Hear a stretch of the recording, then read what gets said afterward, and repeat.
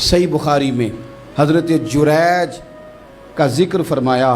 جریج نفل پڑھ رہے تھے, ماں نے آواز دی, وہ آ نہیں سکے, نماز میں تھے, ماں ناراض ہو گئی. اس نے ہاتھ اٹھا کے کہا اللہ یہ اتنی دیر تک مرے نہ جب تک کسی بری عورت کا منہ نہ دیکھ لے. کسی اور کی دعا کے لیے سند نہیں ہے کہ وہ تیرے حق میں ضرور قبول ہوگی, لیکن ماں باپ کی دعا کے لیے میرے نبی پاک نے سند بیان کی ہے. سید عالم صلی اللہ علیہ وسلم فرماتے ہیں جب بھی ماں باپ اولاد کے لیے ہاتھ اٹھاتے ہیں رب ضرور قبولیت کا شرف عطا کرتا ہے. تو جہاں سند موجود ہے نا, کچھ افتتاح ابا جی سے بھی کرا لینے چاہیے, کچھ کام شروع کرنے سے پہلے صرف اماں سے ہی دعا کرا لینی چاہیے. یہ والا افتتاح بھی بڑے کام کا ہے کیونکہ یہاں سند بیان کر دیا میرے نبی کریم. تو جناب جریج کی ماں ناراض ہو گئی, کہنے لگی اللہ اس نے میری بات نہیں سنی. اب تھے تو وہ نیک, لیکن رب کریم کی حکمت کا تقاضا ہے, ماں کی دعا کو بھی قبول کرنا تھا. اللہ نے آزمائش میں مبتلا کر دیا. والدہ تو چلی گئیں, وہ ایک خیمے میں, ایک کٹیا میں, ایک جھونپڑی میں عبادت کرتے تھے, اللہ کو یاد کرتے تھے, رب رب کرتے تھے, اور لوگ ان کی بڑی تعریف بھی کرتے تھے. لوگ ان کے ارادت مند بھی تھے, عقیدت مند بھی تھے, اہل محبت بھی تھے. ایک عورت آ گئی, بس وہ اللہ کی حکمت پوری ہونی تھی. اس نے آ کے پہلے تو انہیں اپنی طرف مائل کرنا چاہا, جب نہ مائل ہوئے تو الزام لگا دیا. یہ ہمارے دور کا تقاضا ہے, لوگ پہلے آپ کو اپنے حق میں قائل کرتے ہیں, اپنی فرما برداری میں لانا چاہتے ہیں. اگر آپ نہیں آتے تو پھر وہ آپ کو مجرم قرار دے دیتے ہیں, یا میرے ساتھ چل ورنہ پھر میں تیرے خلاف پراپوگنڈا کروں گا. دو ہی باتیں. پہلے اس نے قائل کیا, جب جناب جنید قائل نہ ہوئے تو اس نے قریب ایک چرواہا تھا, اس چرواہے کے ساتھ جا کے منہ کالا کیا. مقررہ وقت پہ بچہ پیدا ہو گیا. لوگوں نے کہا کس کا ہے؟ کہنے لگی اس خانقاہ میں, اس حجرے میں عبادت کرنے والے کا ہے. اگر کسی دیندار پر ذرا سا بھی الزام لگ جائے تو آپ یقین کریں کہ بڑے بڑے خوفناک لوگ بھی نیک ہو جاتے ہیں. جن کا اپنا سارا ماضی کالا سیاہ ہو وہ بھی اجالوں کے راہبر بن جاتے ہیں. جن کی اپنی زبانیں ساری زندگی آلودہ رہی ہوں وہ بھی بڑے بڑے اعلیٰ سچ بولنے لگتے ہیں. اعلیٰ کچے میرے مکان کی دیوار کیا گری, لوگوں نے تو میرے صحن میں رستے ہی بنا لیے. بڑے لوگ آ جاتے ہیں, پھر بڑا کچھ کرتے ہیں اور بڑے بڑے خوفناک جملے کستے ہیں. بس کو نقطہ جو ہاتھ آ گیا, ایسے جیسے گرنے کا انتظار کر رہے تھے. اب جناب لوگ اٹھے, احتجاج شروع ہو گیا, شور پڑ گیا. یہ بابا بڑا نیک بنتا تھا, نفل پڑھتا تھا, عبادتیں کرتا تھا, دیکھو اس کا حال کیا ہے کہ اس نے ناجائز بچہ پیدا کیا. بغیر تحقیق کے میں کہہ چکا ہوں کہ الجھے الجھے بکھرے بکھرے روز و شب دیکھے گا کون. لوگ تیرا جرم دیکھیں گے, سبب دیکھے گا کون. لوگ تیرا جرم دیکھیں گے, سبب کوئی غور نہیں کرتا کہ وجہ کیا تھی. او بھائی کچھ تو مجبوریاں رہی ہوں گی, یوں ہی کوئی بے وفا نہیں ہوتا.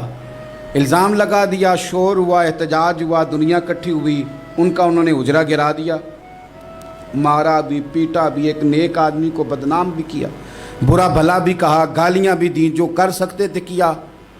اب جب سزا دینے لگے نا تو جناب جریج کہنے لگے تھوڑی سی اجازت دیتے ہو, مار تو تم نے دینا ہی ہے.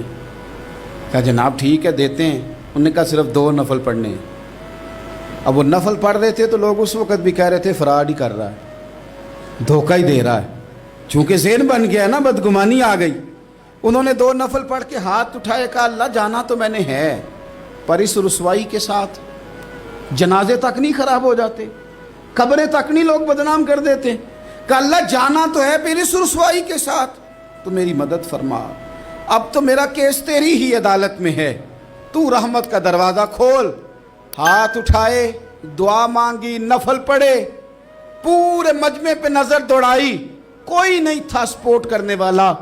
کل تک جو کہتے تھے نا تیرے لیے جیئیں گے, تیرے لیے مریں گے, ساری عمر ہی آٹا گدہ ہے, لکھاں کیتے نہیں پیڑے. اب وقت آیا ہی تے محمد بخشا کوئی نہیں ہو بیٹھا نیڑے. ایک بندہ بھی نہیں تھا, ووٹر سپورٹر ساتھ دینے والا کوئی نہیں تھا. تو جناب جنید بچے کی طرف اشارہ کر کے کہنے لگے کوئی نہیں بول رہا, تو ہی بول کے بتا دے تیرا باپ کون ہے, تو ہی بول کے بتا دے کون ہے. اللہ اکبر. میرا رب جب چاہے تو بچے بولتے ہیں, رب چاہے تو گونگے بولتے ہیں, رب جب چاہے تو پھر پتھر بھی بولتے ہیں. جب کہا نا تو ہی بتا تو بچہ بولا, اور بول کے کہنے لگا میرا باپ جریج نہیں، میرا تو وہ ہے جو بکریاں چرانے والا ہے۔ میرے نبی کریم علیہ الصلوۃ والسلام نے اپنی امت کو مایوسی سے منع کیا، فرمایا رب سے دعا مانگو تو اس طرح نہ مانگا کرو، یہ مشکات میں حدیث ہے، فرمایا یوں نہ دعا مانگا کرو کہ یا اللہ دے چاہے نہ دے، فرمایا رب سے مانگو تو پورے شوق سے مانگو، عرض کرو یا اللہ دے تو ہی ہمیں عطا فرمائے گا، مالک عطا فرماؤ، فرمایا ذوق سے مانگو، جذبے سے مانگو۔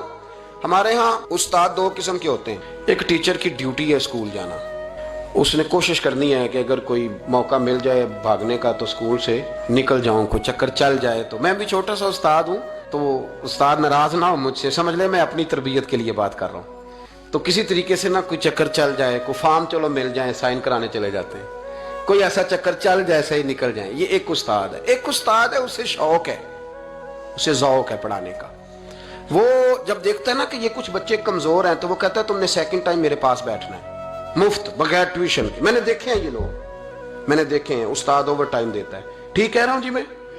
دیتے ہیں جناب، دیتے ہیں۔ کچھ بچوں کو استاد کہتے ہیں تو گھر آ جانا، یعنی ایک استاد ہوتا ہے، ایک پرجوش استاد ہوتا ہے، ان دو لوگوں میں فرق ہے۔ اقبال کہا کرتے تھے اگر کوئی شعیب آئے میسر تو شبانی سے کلیمی دو قدم، کہتے تھے دعا کرو کہ حضرت موسیٰ کلیم کو کوئی حضرت شعیب علیہ السلام جیسا مل جائے، کوئی مل جائے نا ایسا تو وہ پھر تازگی پیدا کر دیتا ہے۔ تو کچھ پرجوش، امام مالک رحمۃ اللہ علیہ کے ایک شاگرد کہتے ہیں کہ میرے استاد جو تھے وہ بڑے پرجوش تھے، علم پڑھانے میں شوق ہوتا ہے پڑھانے کا۔ یہ کچھ لوگ جمعہ پڑھاتے ہیں تو کچھ کہتے ہیں کہ ان جمعہ آ گیا تو کی کرنا ہے۔ ہمارے شاگردوں میں بھی ایسی ہیں، رات کو پوچھتے ہیں۔ ایک سے میں نے آج سویرے پوچھا، میں نے کہا بیٹے آج تو جمعہ پڑھانا ہے کی تقریر کرنے کے اندر؟ استاد جی ڈیسائیڈ نہیں کیتا۔ تو میں کہ بھی تو بڑا مولوی تھا نہیں ڈیسائیڈ کیتا، میں تے 8 دن پہلے ہی ڈیسائیڈ کر لینا، کیونکہ مجھے تو تیاری کرنی پڑتی ہے، بڑا علم ہوتا ہے نا لوگوں کے پاس، تو ڈیسائیڈ نہیں کرنا، بیٹھیں گے تو فر بات جاری ہو جائے گی۔ کہنے لگا نہیں وہ میں نے کہا خدا کے بندے کہتے ہو لوگ آخر میں آتے ہیں، تم بتاؤ تم تو تیاری آخر میں شروع کرتے ہو، کچھ خدا کا خوف کریں بھائی۔ ایک استاد ہوتا ہے ایک پرجوش۔ امام مالک کے شاگرد فرمانے لگے کہ ہمارے استاد پڑھانے میں بڑے باذوق تھے، ان کا جذبہ رہتا تھا پڑھانے کا، اور کتاب سے وابستہ رہتے تھے، پڑھنا پڑھانا مسائل دریافت کرنا، یہ شعبہ ہے نا جی ہمارا۔ جس طرح آپ جس شعبے سے وابستہ ہیں تو اگر آپ اس کو چھوڑ دیں گے نا، فزکس کا استاد بھی کہتا ہے کہ اگر رات کو میں خود پڑھوں گا نہیں تو سویرے پڑھا نہیں سکوں گا۔ تو اگر آپ وابستہ نہیں نہ رہتے اپنے شعبے کے ساتھ، نئی نئی چیزیں پیدا ہوتی ہیں، جدت آتی ہے، تو آپ کو جوش ہی نہیں ہے اس شعبے کا، تو پھر بات کیسے آگے بڑھے گی؟ تو کہتے ہیں امام مالک بڑے جب بیمار ہو گئے شدید، تو شاگرد کہتے ہیں میں تیمارداری کرنے گیا، تو میں نے جب دیکھا تو مجھے چہرہ دیکھ کے سمجھ آئی کہ امام مالک کا آخری وقت ہے، بڑے کمزور ہو گئے، اور معدے میں اور پیٹ میں اتنی تکلیف تھی کہ انہیں دودھ پلایا جا رہا تھا چمچ کے ساتھ، پیالے کے ساتھ، صرف دودھ پی سکتے تھے، کمزور ہو گئے۔ فرماتے ہیں میں جا کے بیٹھا، زندگی میں کبھی ایسا نہیں ہوا تھا کہ میں جاؤں اور امام صاحب کسی دینی مسئلے پر مجھ پر گفتگو نہ کریں، لیکن آج میرے دل میں خیال تھا کہ اب تو اس وقت تو ہوش ہی نہیں رہتی کوئی آدمی، لیکن کہتے ہیں میں جا کے بیٹھا ہی تھا کہ امام صاحب نے آنکھیں کھولی، فرمایا ماشاءاللہ آپ آئے ہیں، چلو یار میں ابھی کوئی بندہ ہی تلاش کر رہا تھا، ایک مسئلے پہ بات کرنی تھی۔ کہتے ہیں لفظ نہیں پورے ادا ہوتے، ان کے جملے ٹوٹتے ہیں، بیچارے کمزور ہو گئے، بڑھاپا ہے، ایک مسئلے پر بات کرنی تھی۔ تو فرماتے ہیں کہ میرا دل نہ اتنا نرم ہوا کہ میرے آنسو بہہ گئے۔ میں نے کہا اس حال میں بھی استاد جی آپ کو دین کی فکر ہے؟ کہنے لگے یار ایک آدمی نے مسئلہ پوچھا ہے تو اس کو حل کر کے دینا ہے، یہ رسول اللہ کا دین ہے، علماء کی ذمہ داری ہے آسان کر کے لوگوں تک پہنچائیں، ہر آدمی اس تک رہتا، تو میں نے وہ دینا ہے، یہ میری وفا ہے اپنے مذہب کے ساتھ، آخری دم تک دینا۔ میں اپنی حیاتی تو قربان تھی وہاں، میری محمد پکیندے گزر گئی، یہ کرنا ہے کام، لوگوں کو آسان کر کے دین پہنچانا۔ فرماتے ہیں کہ میں نے کہا استاد جی فرمائیں، کہنے لگے یار یہ حج کے موقع پر جو رمی جمار ہوتی ہے، جمرے کو شیطان کو کنکر مارے جاتے ہیں، پوچھنا یہ ہے کہ دونوں طرح سے سنت ہے، پیدل بھی مار سکتے ہیں سواری پہ بھی، تو یہ بتا کہ پیدل افضل ہے یا سواری پہ افضل ہے؟ تو کہتے ہیں میں نے کہا استاد جی میرا خیال ہے پیدل افضل ہے، لوگوں کو تکلیف کم ہوگی۔ تو کہنے لگے نہیں تو نے غلط کہا ہے، کھانا نہیں کھایا جا رہا، لیکن اب استاد ہیں تو جوش کتنا ہے، فرمانے لگے تو نے غلط کہا۔ کہتے ہیں میں نے کہا پھر استاد جی سواری پہ افضل ہے اگر پیدل افضل نہیں؟ کہنے لگے نہیں تو نے پھر بھی غلط ہی کہا ہے۔ کہتے ہیں میں نے کہا حضور دونوں طرح غلط ہے تو صحیح کیسے ہے؟ فرمانے لگے بیٹے اگر اس بڑھاپے میں بھی میں مسئلہ بتانے میں تیزی نہیں کرتا، تحقیق کرتا ہوں، تو تو نے جوانی میں ہی تیزی کرنی شروع کر دی ہے، سوچے ہی نہیں بات کو، فٹافٹ بیان کر دی کہ اگر یہ نہیں تو یہ حکمت والا ہے، اس کو سمجھنا پڑتا ہے، حکمت کے ساتھ پھیلتا ہے۔ کہتے میں نے کہا استاد جی حکم کریں، پھر آپ بتائیں کیسے افضل ہے۔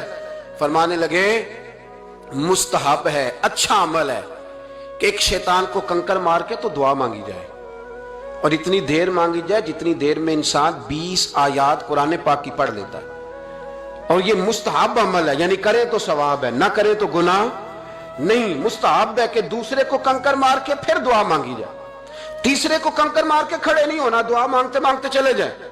تو فرمانے لگے مسئلہ سن، جس نے چونکہ مستحب ہے مانگے چاہے نہ مانگے، تو جس نے تو کنکر مار کے دعا مانگنی ہے نا، اس کے لیے افضل یہ ہے کہ وہ پیدل کنکر مارے، اور جس کا ارادہ دعا مانگنے کا نہیں نا، اس کے لیے افضل یہ ہے کہ وہ سواری پہ بیٹھ کے کنکر مارے۔ تو دونوں جہتیں بدل جائیں گی۔ فرماتے ہیں اس بڑھاپے اور کمزوری میں میں نے امام مالک کی وہ فقاہت دیکھی، اور فرماتے ہیں جب فارغ ہو کے نا امام مالک سے میں باہر نکلا، سلام لے کے میں دروازے پہ پہنچا تھا، ابھی کمرے کے دروازے پہ امام صاحب نے بلند آواز سے کلمہ پڑھا اور ان کی روح پرواز کر گئی۔ بلند آواز سے کلمہ پڑھا، روح پرواز کر گئی۔ اتنا دین کا جذبہ، شوق، اتنا طبیعت کے اندر درد دین کے لیے کہ آخری وقت تک مسائل دین میں غوطہ زنی، کس طرح کر کے امت کو آسان دین پہنچایا جائے۔